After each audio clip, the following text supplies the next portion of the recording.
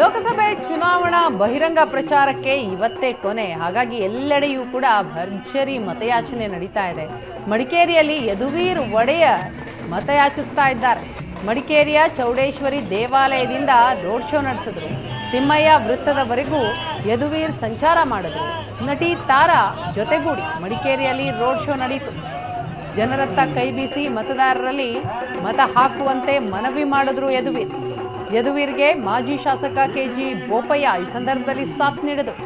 ವಿರಾಜಪೇಟೆಯಲ್ಲೂ road show ಮಾಡಿದ್ರು ಯದುವೀರ್.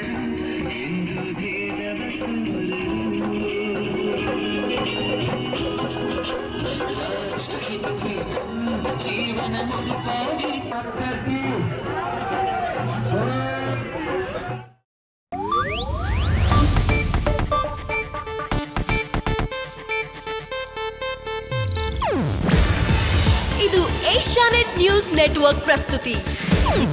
ನೀವು ನೋಡ್ತಿದ್ದೀರಾ ಏಷ್ಯಾನೆಟ್ ಸುವರ್ಣ ನ್ಯೂಸ್.